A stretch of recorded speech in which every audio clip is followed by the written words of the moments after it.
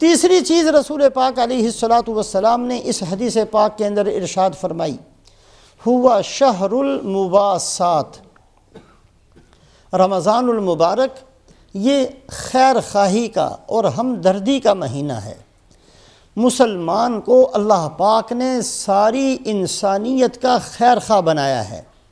اگر کسی مسلمان کے اندر خیر خواہی نہیں ہے تو اس کا اسلام ناقص ہے، اس لیے کہ اللہ کے نبی صلی اللہ علیہ وسلم نے فرمایا الدین النصیحہ، دین تو نام ہی خیر خواہی کا ہے۔ یہ مسلمان ایسی زندگی گزارے کہ اپنوں کے ساتھ بھی خیر خواہ ہو، غیروں کے ساتھ بھی خیر خواہ ہو، دشمنوں کی خیر خواہی بھی اس کے دل کے اندر ہو، نقصان پہنچانے والوں کی خیر خواہی اور بھلائی بھی اس کے دل کے اندر ہو۔ جیسے رسول پاک علیہ الصلاۃ والسلام رحمت للعالمین ہیں، آپ رحمت ہیں مسلمانوں کے لیے بھی، آپ رحمت ہیں عیسائیوں کے لیے بھی، آپ رحمت ہیں ملحدین کے لیے بھی، آپ رحمت ہیں خدا کا انکار کرنے والوں کے لیے بھی۔ جیسے اللہ کے نبی صلی اللہ علیہ وسلم ہر ایک کے لیے رحمت ہیں، اللہ کے نبی صلی اللہ علیہ وسلم کا ہر امتی ساری انسانیت کا خیر خواہ ہے۔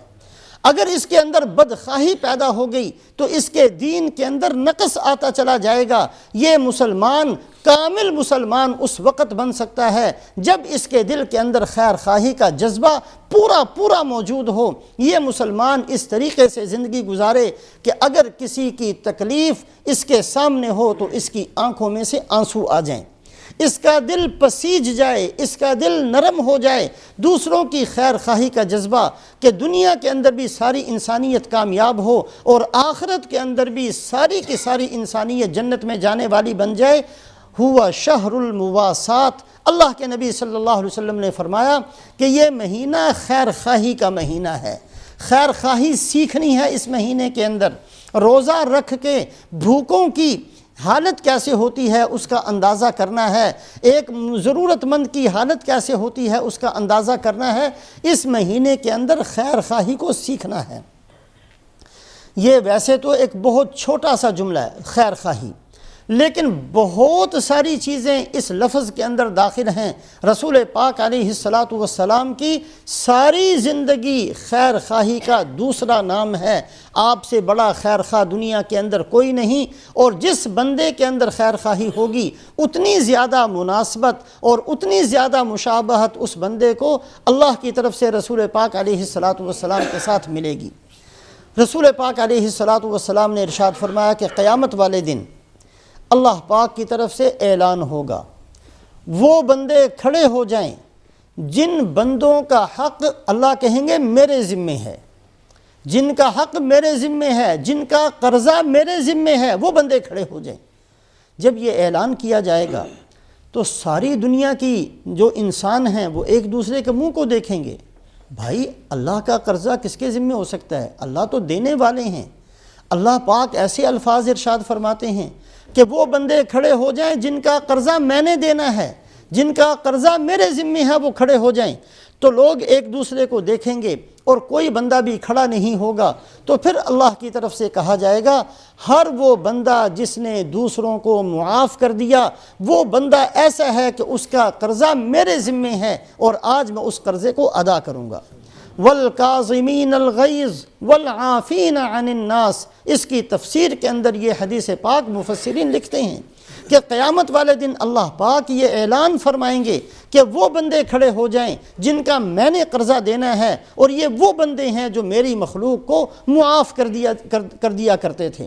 اگر کوئی بندہ ان کو کوئی ستاتا تھا اس کو درگزر کر دیا کرتے تھے۔ والکاظمین الغیظ والعافین عن الناس، ایسی رہن سہن سیکھنا، ایسی معاشرت سیکھنا، ایک دوسرے کے ساتھ ایسا رہنا سہنا اللہ کے نبی صلی اللہ علیہ وسلم نے ہمیں سکھایا ہے۔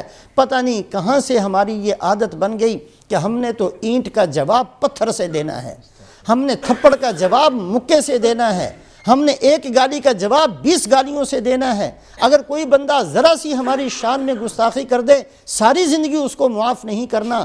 یہ شیطان کے کام ہیں، یہ مسلمان کے کام نہیں ہیں۔ مسلمان تو معاف کرنے والا ہے، درگزر کرنے والا ہے، سہ جانے والا ہے، برداشت کر لینے والا ہے، دوسرے کی کڑوی کسیری کو دوسرے کان سے نکال دینے والا ہے۔ والکاظمین الغیظ والعافین عن الناس۔ تو رسول پاک علیہ السلام نے رمضان المبارک کے مہینے کو خیر خواہی کا مہینہ قرار دیا۔ دوسری چیز جو بہت زیادہ آج ہمارے اندر کمی ہے، اللہ ہماری سب کی اس کمی کو دور فرما دے، ستاری کرنا، کسی کے عیب کو چھپا لینا۔ رسول پاک علیہ السلام نے فرمایا کہ قیامت والے دن اللہ فرمائیں گے جس بندے نے دوسروں کے عیبوں پر پردہ ڈالا تھا، میں جانتا ہوں اس کے گناہ کو، لیکن میں اس کے اوپر پردہ ڈال دوں گا۔ اللہ پاک بھی اس بندے کے گناہوں کو قیامت والے دن ساری انسانیت کے سامنے بیان نہیں کریں گے۔ جس بندے نے دنیا کے اندر اپنی یہ عادت اختیار کی کہ لوگوں کے عیب دوسروں کے سامنے بیان نہ کرے، چھوٹی سی بات نہیں ہے، ساری انسانیت جمع ہوگی۔ اگر کوئی بندہ کامیاب ہوا تو یہ اعلان کیا جائے گا فلاں بن فلاں آج کامیاب ہے، اور اگر کوئی ناکام ہوا تو یہ اعلان کیا جائے گا کہ فلاں ابن فلاں آج ناکام ہے۔ اور جس بندے نے یہ عادت اختیار کی ہو کہ ہر ایک کے عیب کو اچھالتا پھرے اور ہر ایک کے عیبوں کو لوگوں کے سامنے بیان کرتا پھرے، قیامت والے دن اللہ پاک اس کے گناہوں کا بھی ساری انسانیت کے سامنے اظہار کریں گے۔ یہ بندہ ہے، اس نے رات کی تاریکی میں یہ کیا تھا، یہ آدمی ایسا ہے، اس کے فلاں فلاں گناہ ہیں، ایک ایک گناہ لوگوں کے سامنے بیان کیا جائے گا۔ ہم میں سے ہر آدمی ضرورت مند ہے اس بات کا کہ قیامت والے دن اللہ پاک ہمارے ساتھ ستاری کا معاملہ فرمائیں، اللہ ہمارے عیوب کو چھپا لیں جیسے دنیا میں چھپایا ہوا ہے۔ ہمارے عیوب اگر لوگوں کے سامنے سارے کے سارے ظاہر ہو جائیں، شاید کوئی ہم سے بات کرنا پسند نہ کرے، شاید کوئی ہمارے منہ کے اوپر تھوکنا پسند نہ کرے۔ یہ تو اللہ کا فضل ہے کہ ہمارے کتنے رات کے گناہ چھپے ہوئے ہیں، ہماری تاریکی اور ہمارے دن کے کتنے گناہوں کو اللہ نے چھپایا ہوا ہے۔ فرمایا کہ ستاری کرنے والا، دوسروں کے گناہوں کو چھپانے والا، یہ اللہ کے نزدیک اتنا پسندیدہ اور محبوب ہے کہ جو دوسروں کے گناہوں کو چھپائے گا قیامت والے دن اللہ اس کے گناہوں کو چھپا لیں گے۔ حضرت ابو الدرداء رضی اللہ تعالیٰ عنہ بہت بڑے صحابی ہیں۔ حضرت عمر رضی اللہ تعالیٰ عنہ نے اپنے زمانے کے اندر ان کو دمشق میں معلم بنا کر بھیجا۔ حضرت عمر رضی اللہ تعالیٰ عنہ کی عادت شریفہ تھی، مختلف علاقوں کے اندر بڑے بڑے صحابہ کو بھیجا تاکہ وہاں رہنے والے ان سے دین سیکھ لیں۔ دمشق کے اندر، شام کے اندر حضرت ابو الدرداء رضی اللہ تعالیٰ عنہ کو بھیجا، یہ وہاں چلے گئے اور وہاں جا کر لوگوں کو دین سکھاتے رہے۔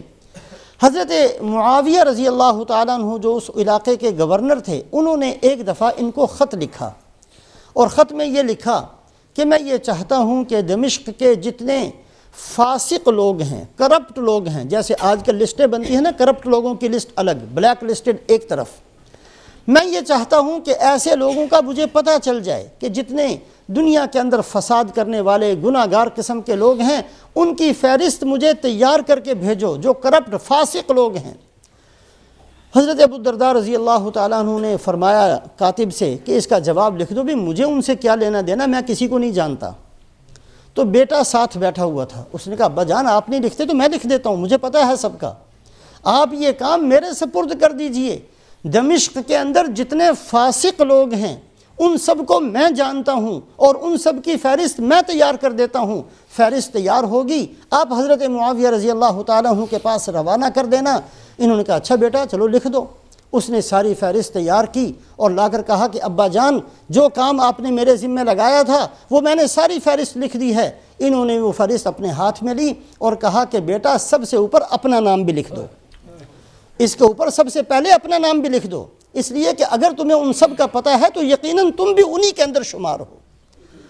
ایک مسلمان کا یہ کام نہیں ہے کہ وہ دوسروں کے عیب کو دوسروں کے سامنے بیان کرتا رہے۔ طوبى لعبد جعله الله عيوبه شغلته عيوبه عن عيوب الناس۔ اللہ کے نبی صلی اللہ علیہ وسلم نے فرمایا کہ بڑا خوش نصیب ہے وہ آدمی کہ اگر اس کی نگاہ کسی کے عیب کی طرف پڑے تو فوراً اس کو اپنے عیب نظر آ جائیں، کہ اس کے اندر تو ایک عیب ہے جس کا مجھے پتہ چل رہا ہے، میرے اندر تو ہزاروں موجود ہیں۔ ماضی قریب کے اندر حضرت شیخ الحدیث صاحب مولانا محمد زکریا صاحب رحمۃ اللہ علیہ، اللہ پاک نے بہت بڑا دین کا کام ان سے لیا، حدیث پاک کی بڑی خدمت کی ہے اور بہت ساری کتابیں انہوں نے لکھی ہیں، شیخ الحدیث کے لقب سے مشہور تھے۔ بالکل قریب زمانے کے اندر ان کا انتقال ہوا ہے، جنت البقیع کے اندر اللہ پاک نے ان کو جگہ نصیب فرمائی ہے۔ ان کی عام عادت یہ تھی کہ بڑے بڑے لوگ آ کر ان کے سامنے جی فلاں جگہ یہ ہو گیا، فلاں نے یہ کر دیا، فلاں نے یہ کر دیا، فلاں نے یہ کر دیا، شیخ الحدیث صاحب رحمۃ اللہ علیہ اس کو سن لیا کرتے۔ کسی نے کہا جی حضرت آپ کو کبھی غصہ نہیں آتا؟ کہ ہم نے تو یہ سنایا اس لیے تھا کہ آپ اس کو بلائیں اور اس کو بلا کر ڈانٹیں اور اس کو یہ کہیں اور وہ کہیں۔ فرمایا بھائی اگر میں خود گناہ گار نہ ہوتا تو مجھے غصہ آتا، میں تو خود گناہ گار آدمی ہوں، مجھے کسی پر غصہ کرنے کی کیا ضرورت ہے؟ تو ایک مسلمان کی بہت بڑی خوش نصیبی یہ ہے کہ اگر کسی بندے کا عیب اس کو نظر آئے تو اس کے اپنے عیوب آشکارا ہو جائیں، کھلی کتاب کی طرح اس کے سامنے آ جائیں۔ چند ہفتے پہلے جو جمعے کے اندر حضرت ماعز ابن مالک اسلمی رضی اللہ تعالیٰ عنہ کا قصہ بیان ہوا تھا۔ حضرت ماعز رضی اللہ تعالیٰ عنہ صحابی ہیں، شہوت غالب آئی، جوانی کا غلبہ تھا، گناہ کر بیٹھے، زنا کا صدور ان سے ہو گیا۔ رسول پاک علیہ السلام کی خدمت میں حاضر ہوئے اور آ کر کہا طہرنی یا رسول اللہ، اے اللہ کے رسول صلی اللہ علیہ وسلم پاک کر دیجئے۔ آپ نے منہ پھیر لیا، دوسری طرف آئے آپ نے منہ پھیر لیا، تیسری طرف آئے آپ نے منہ پھیر لیا، چوتھی طرف آئے، جب 4 دفعہ اقرار کیا تو اب قاضی کے ذمے ہے کہ وہ حد کو جاری کرے۔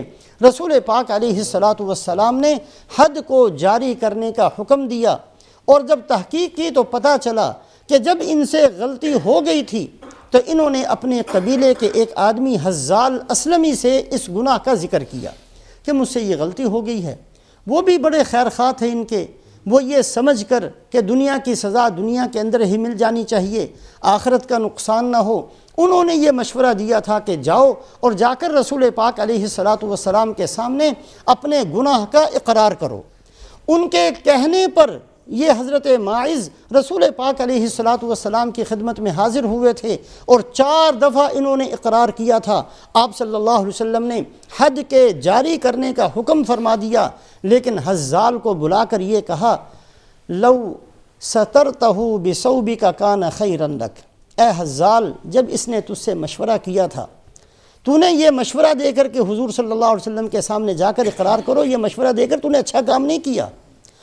جب یہ تجھ سے پوچھ رہا تھا تجھے چاہیے تھا اس کے گناہ کو چھپا لیتا اور اس کو کہتا کہ توبہ استغفار کر لو، جو تم سے غلطی ہو گئی ہے اللہ بڑے غفار ہیں، بڑے رحیم ہیں، توبہ کر لو، اور وہیں بات ختم ہو جاتی۔ لو سترتہ بثوبک کان خیرا لک، اے حزال اگر تو اس کو چھپا لیتا یہ تیرے لیے زیادہ بہتر تھا۔